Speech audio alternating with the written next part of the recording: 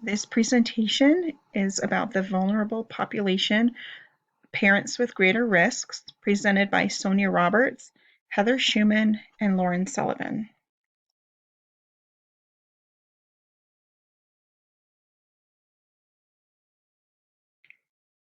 The type of parents that are at risk include single parents, foster parents, grandparents raising their grandchildren, and LGBTQ parents.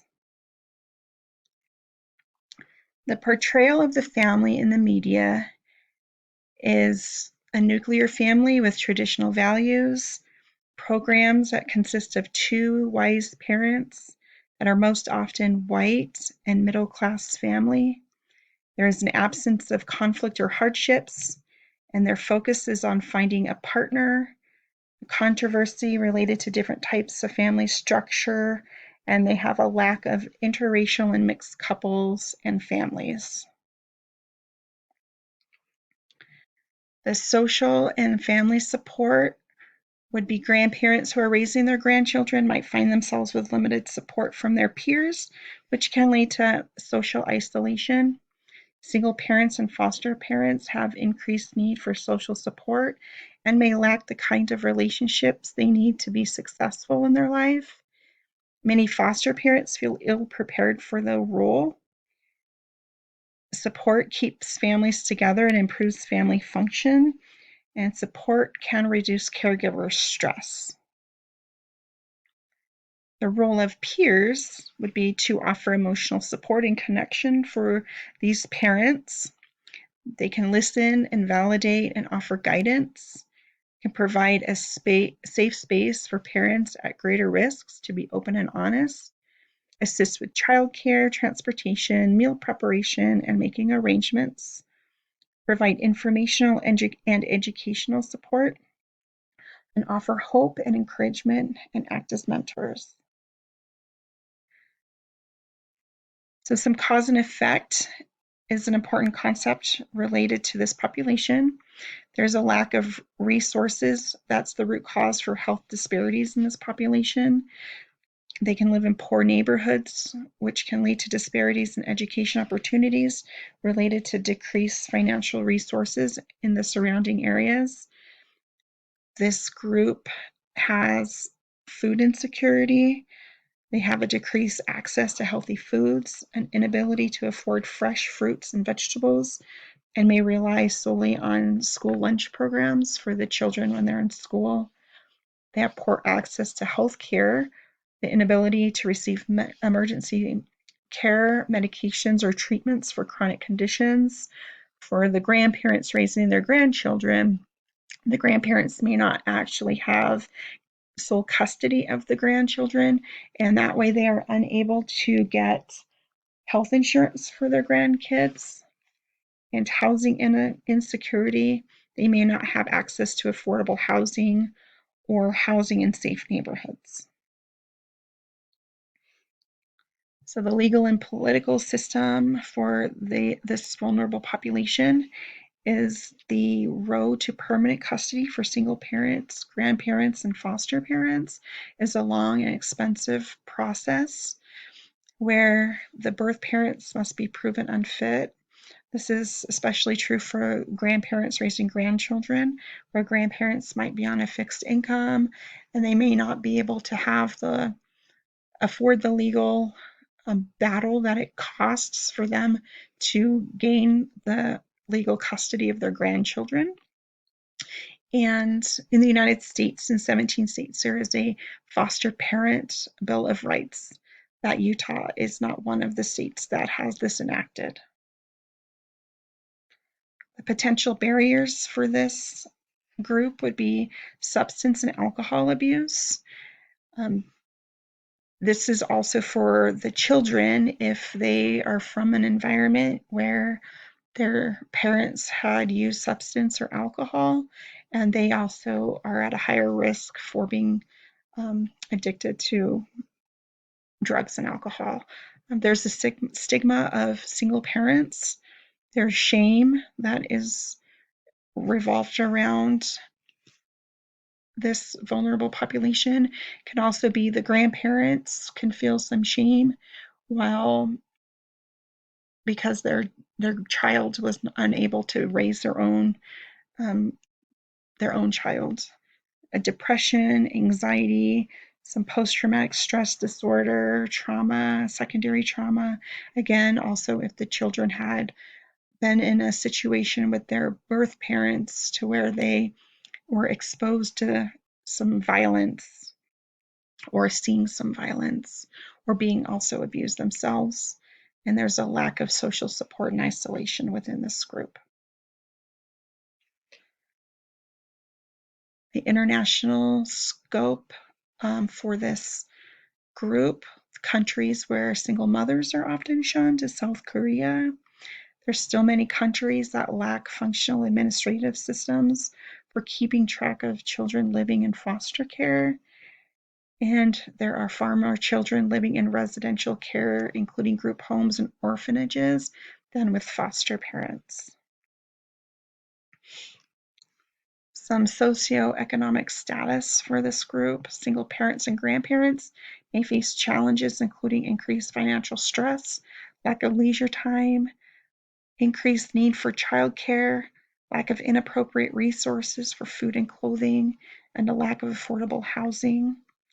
Single parents with children have an increased need for economic resources and are more likely to live in poverty.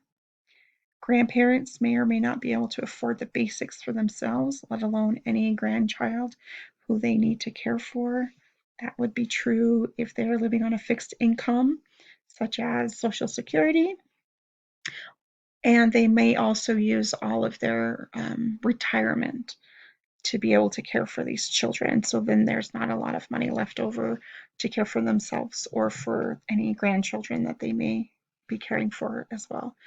And foster parents may be living on a limited income, especially if the foster parent is a single parent.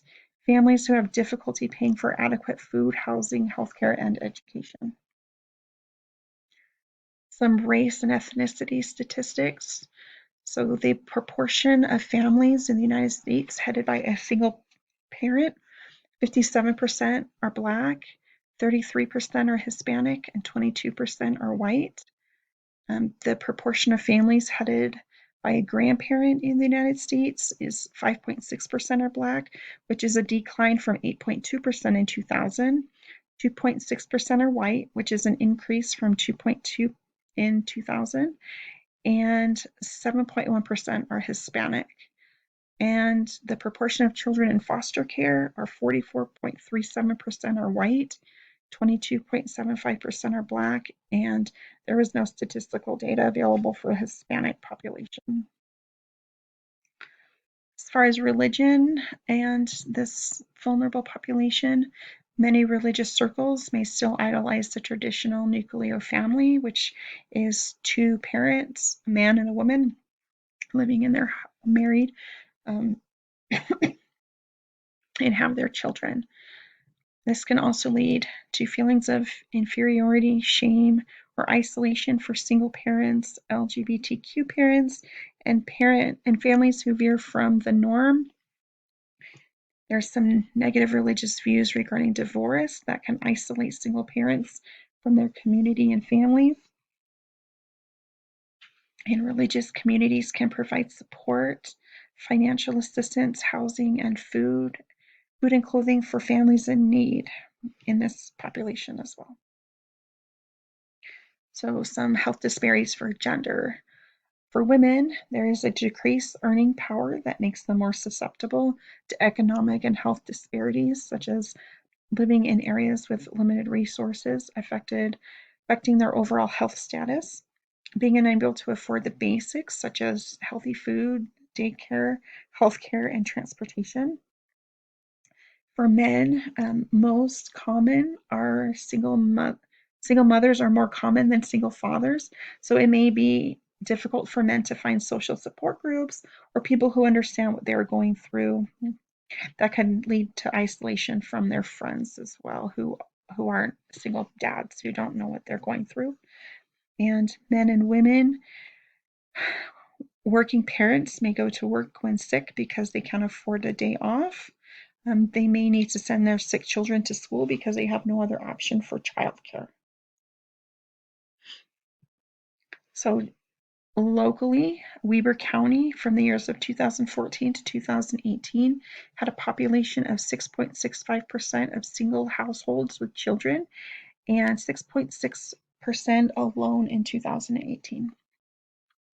Statewide and nationally, 2010 Utah single households with children was 7.8%, and in 2018 it was an estimated 7%, which is compared to a 6.7% for the United States. So Utah is above the average in the United States for single households with children.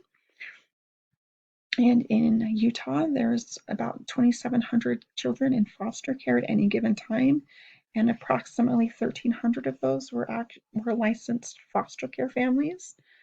And currently, there is 7.6% of children in Utah that live with their grandparents.